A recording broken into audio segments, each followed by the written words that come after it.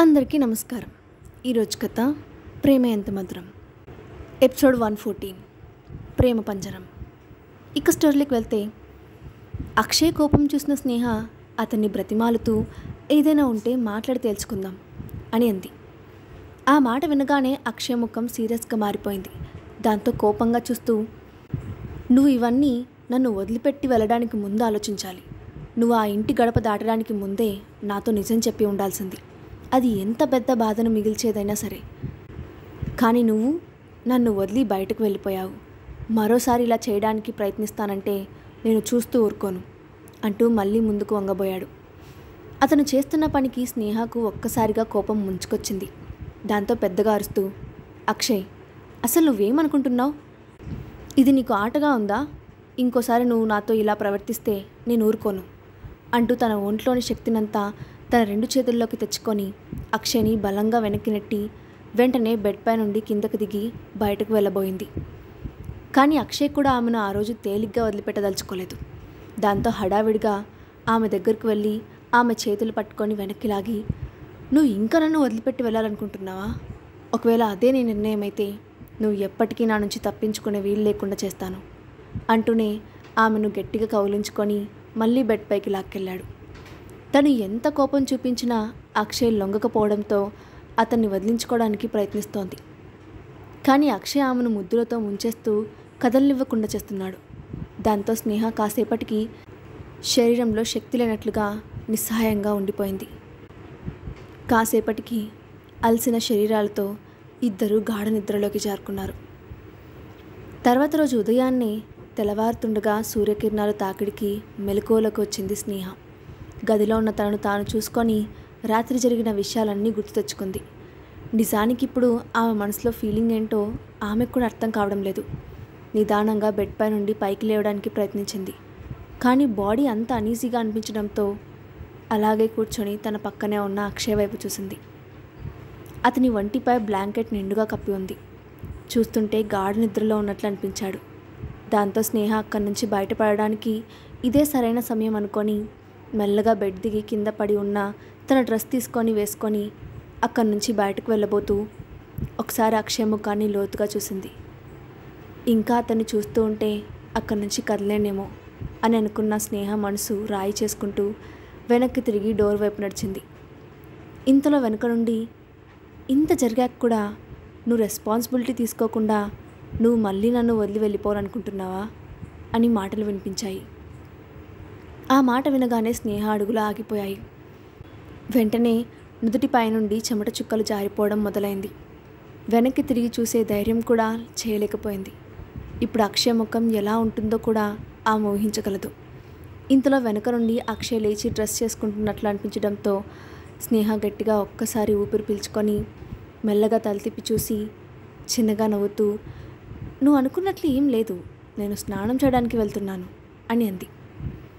ఆ మాటకు అక్షయ్ తలెత్తి ఆ ముఖం వైపు చూశాడు. స్నేహ అమాయకంగా కళ్ళను టపటపలాడిస్తూ నుంచుంది. అక్షయ్ అప్పుడు గంభీరంగా, బాత్రూమ్ ఇటువైపు ఉంది, అటువైపు కాదు అని అన్నాడు. దాంతో స్నేహ ముఖం వెంటనే పాలిపోయింది. ఇంకేం మాట్లాడకుండా మెల్లగా అడుగులు వేసుకుంటూ బాత్రూంలోకి వెళ్ళింది. బాత్రూమ్ లోపల అడుగుపెట్టిన స్నేహకు అది మరో కొత్త ప్రపంచంలా కనిపించింది. అక్కడ భారీ బాత్టబ్తో పాటు షవర్ డిజైన్ కూడా చాలా డిఫరెంట్గా ఉంది. అయినా అవేవి ఆమెను ఆకర్షించలేదు. అక్కడి నుంచి బయటపడడం ఎలా అని ఆలోచిస్తూనే ఉంది.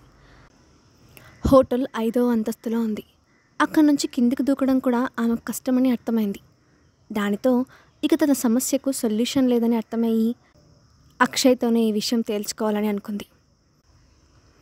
ఎంతసేపు అయినా స్నేహ బయటికి రాకపోవడంతో అక్షయ్ బయట నుంచి పిలుస్తూ, స్నేహ, నువ్వు కపుల్ బాత్ చేయాలనుకుంటున్నావా? ఇప్పుడు నువ్వు త్వరగా బయటికి రాకపోతే నేనే లోపలికి వస్తాను. అప్పుడు కపుల్ బాత్ కూడా చేయొచ్చు అని అన్నాడు. ఆ మాట విని స్నేహ కంగారు పడిపోయింది. కపుల్ బాతా? ఈ అక్షయ్ అన్నంత పని చేసినా చేస్తాడు అనుకుంటూ హడావిడిగా స్నానం చేసి 2 నిమిషాల్లో డ్రెస్ వేసుకొని బయటకు వచ్చింది. తడి జుట్టుతో బయటకు వచ్చిన స్నేహాన్ని చూసి అక్షయ్ ముఖం సున్నితంగా మారిపోయింది. దాంతో అతను, ఏంటి, నువ్వు ఇలానే రెడీ అవుతావా అని అడిగాడు. ఆ మాటకు స్నేహ అర్థం కానట్లుగా, అంటే అని అడిగింది.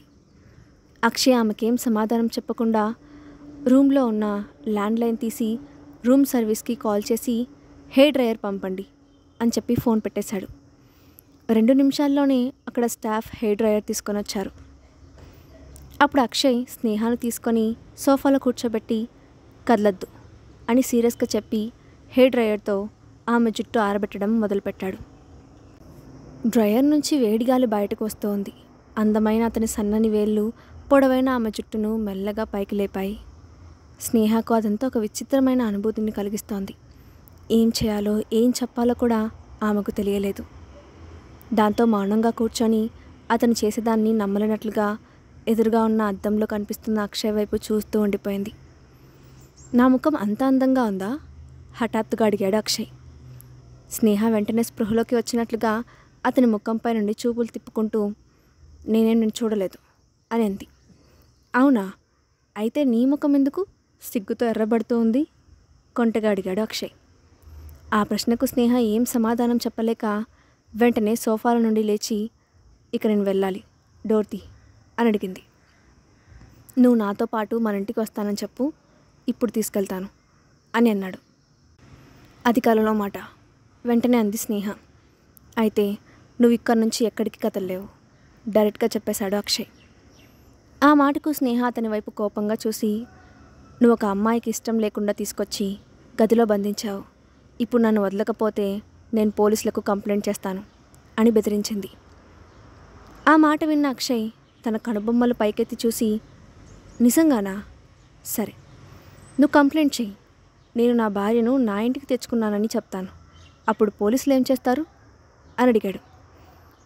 ఆ మాటకు స్నేహ ఒక క్షణం తడబడి మళ్ళీ వెంటనే సర్దుకుంటూ, అక్షయ్, మన పెళ్ళి ఒక కాంట్రాక్ట్ మ్యారేజ్. నువ్వు ఆ విషయాన్ని మర్చిపోవద్దు. నువ్వు ఆ కాంట్రాక్ట్లో ఉన్న క్లాజ్ తప్పితే నేను కూడా నీపై కేసు వేయచ్చు అని గుర్తు చేసింది. ఆ మాట విని అక్షయ్, అవును నిజమే కదా, ఇది నువ్వు చెప్పకపోతే నేను మర్చిపోయేవాడిని అంటూనే తన ఫోన్ తీసి త్రిపాఠికి కాల్ చేశాడు. అటువైపు నుంచి కాల్ లిఫ్ట్ చేసిన వెంటనే, త్రిపాఠి, వెళ్ళి స్నేహ నేను సైన్ చేసిన ఆ మ్యారేజ్ కాంట్రాక్ట్ పేపర్ను డిస్ట్రాయ్ చేయి అని చెప్పి ఫోన్ డిస్కనెక్ట్ చేశాడు. అతని మాటలు విన్న స్నేహ షాక్తో నోరు తెరిచి అలాగే చూస్తూ ఉండిపోయింది. అక్షయ్ ఆ ముఖంలో ఉన్న ఆశ్చర్యాన్ని పట్టించుకోలేదు. దాంతో స్నేహ ఒక్కసారిగా, అక్షయ్, నీకేమైనా పిచ్చి పట్టిందా? నువ్వు కాంట్రాక్ట్ను ఎలా డిస్ట్రాయ్ చేస్తావు అని ఆవేశంగా అడిగింది. అక్షయ్ అలాంటి పని చేస్తాడని ఆమె ఊహించలేదు. స్నేహ ప్రశ్నకు అక్షయ్ సమాధానం చెప్పకుండా కూల్గా ఆమె కళ్ళలోకి చూస్తూ నుంచున్నాడు. అప్పుడు స్నేహ ఆలోచిస్తూ, ఇప్పుడు నేను ఆవేశపడకూడదు, ఎలాగైనా ఇక్కడి నుంచి వెళ్ళడానికి ఒక మార్గం వెతకాలి అని అనుకొని గట్టిగా ఊపిరి పీల్చుకుంటూ, అక్షయ్, నువ్వు కొంచెం కూల్ అవ్వు, మనం ఒకసారి మాట్లాడుకుందాం అని అంది. ఆ మాటకు అక్షయ్ వెంటనే నవ్వుతూ, హో తప్పకుండా అంటూ వెళ్ళి సోఫాలో కూర్చొని స్నేహ చేయి పట్టిలాగి తన పక్కనే కూర్చోబెట్టుకున్నాడు. స్నేహకు కదిలే అవకాశం కూడా లేకపోవడంతో అలాగే కూర్చుండిపోయింది. అప్పుడు ముందుగా అక్షయ్ మాట్లాడుతూ, నాకు తెలిసినంత వరకు నువ్వు అభయ్ కంపెనీకి వైస్ ప్రెసిడెంట్గా ఉండడం మాత్రమే కాదు, గోల్డెన్ స్టార్ కంపెనీ గురించి రూమర్స్ కూడా క్రియేట్ చేశావు. నక్షత్ర ఎంటర్టైన్మెంట్స్, గోల్డెన్ స్టార్ ఎంటర్టైన్మెంట్స్ ఆర్టిస్టులకు వచ్చిన ఛాన్స్లన్నీ వాళ్ళకు రాకుండా చేసి మీ కంపెనీ ఆర్టిస్టులతో వర్క్ చేయించారు. నువ్వు నిజంగా మీ కంపెనీలో అద్భుతంగా వర్క్ చేసావు స్నేహ అని అన్నాడు. దాంతో స్నేహ వెంటనే, లేదు అది నిజం కాదు, నువ్వు నన్ను తప్పుగా అర్థం చేసుకున్నావు, అవన్నీ నేను చేయలేదు. అభయ్ కంపెనీలో ఉన్న ఒక వ్యక్తి ఇలా రూమర్స్ క్రియేట్ చేస్తే నేనే అతన్ని పట్టుకున్నాను, అతన్ని జాబ్ కూడా తీసేశాను అని హడావిడిగా చెప్పింది. ఆ మాటలకు అక్షయ్ ఆమె వైపు నమ్మనట్లుగా అనుమానంగా చూశాడు. దాంతో స్నేహ అతనికి మళ్ళీ వివరించడానికి ప్రయత్నిస్తూ, నువ్వు ఇంకా నమ్మకపోతే దీని గురించి ఎంక్వైరీ చేయించుకోవచ్చు, అయినా నేను అలాంటి పని ఎలా చేస్తాను అని అడిగింది. నిజానికి ఆ పని స్నేహ చేయలేదని అక్షయ్కి తెలుసు. కానీ ఆమె రియాక్షన్ను చూడాలనుకొని ఆమెను దోషిగా చేస్తూ మాట్లాడాడు అక్షయ్. ఇప్పుడు స్నేహ కూడా తాను ఆ తప్పు చేయలేదని వివరణ ఇచ్చిన తర్వాత అక్షయ్ దాని గురించి పెద్దగా పట్టించుకోలేదు. కానీ ఆమె అభయ్ కంపెనీలో వెళ్ళి వర్క్ చేసిందనే విషయం అతనికి పదే పదే కోపాన్ని తెప్పిస్తోంది. దాంతో అతను కోపంగా, ఇది నువ్వు చేసి ఉండకపోవచ్చు, కానీ నన్ను విడిచిపెట్టి నువ్వు అభయ్ కంపెనీకి వెళ్ళడం తప్పని నీకు ఇంకా తెలియలేదా అని అడిగాడు. దాంతో స్నేహ ఏం మాట్లాడకుండా పెదవులు బిగించి మౌనంగా ఉండిపోయింది. దాంతో అక్షయ్ వెంటనే కోపంగా పైకి లేచి నిలబడి, నువ్వు నా విషయంలో ఇలా ప్రవర్తిస్తే రిజల్ట్ భయంకరంగా ఉంటుందని తెలిసి కూడా చేశావు, కాబట్టి ఇప్పుడు నువ్వు దాన్ని అనుభవించడం మంచిది అంటూనే డోర్ వైపు వెళ్ళడం మొదలుపెట్టాడు. స్నేహ అతని వెనకే పరిగెత్తి షర్ట్ పట్టుకొని లాగుతూ, అక్షయ్ నువ్వేం చేయాలనుకుంటున్నావు? నేను వెంటనే యువన్ని చూడాలి అని అడిగింది. దాంతో అక్షయ్ అక్కడ ఆగి ఆమె కళ్ళల్లోకి చూస్తూ, నువ్వు తిరిగి ఇంటికి రావడానికి ఒప్పుకునే వరకు ఇక్కడే ఉంటావు. నా పర్మిషన్ లేకుండా ఇక్కడి నుంచి అడుగు బయట పెట్టాలనే ఆలోచన కూడా రానివ్వకు. ఇక యువన్ను చూడాలని అనుకుంటే నేనే ఇక్కడికి తీసుకొస్తాను అని చెప్పి అక్కడి నుంచి కదలబోయాడు. లేదు, నువ్వు ఇలా చేయడానికి వీల్లేదు అక్షయ్, నన్ను బయటకు రానివ్వు అంటూ స్నేహ అతన్ని వదలకుండా బ్రతిమాలింది. నేను చేయాల్సిన పనులు చాలా ఉన్నాయి. నువ్వు ఈరోజు రాత్రంతా నేను చెప్పిన దాని గురించి ఆలోచించుకో. నువ్వు ఇంటికి రావడానికి ఒప్పుకుంటే నిన్ను యువన్ ఇద్దరిని నేనే ఇంటికి తీసుకొని వెళ్తాను. అప్పటిదాకా ఇక్కడే రెస్ట్ తీసుకో అని చెప్పి స్నేహ చేతిని విడిపించుకొని వెనక్కి తిరిగి చూడకుండా ఆ గది నుండి బయటకు వెళ్ళిపోయాడు. స్నేహ నిస్సహాయంగా అతను వెళ్తున్న వైపే చూసి వెళ్ళి డోర్పై తడుతూ, అక్షయ్ నన్ను బయటకు రానివ్వు అంటూ డోర్ ఓపెన్ చేయడానికి ప్రయత్నించింది.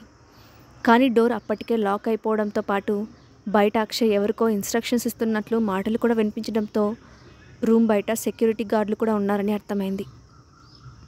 దాంతో వెంటనే స్నేహ తన ఫోన్ కోసం వెతికింది. కానీ టేబుల్పై ఉండాల్సిన ఫోన్ అక్కడ లేకపోవడంతో అక్షయ్ దాన్ని కూడా తీసుకెళ్లాడని అర్థం చేసుకొని కోపంతో పిడికిలు బిగించి డోర్పై గట్టిగా కొట్టింది. ఆమెకు అక్షయ్పై పట్టరాని కోపం వచ్చింది.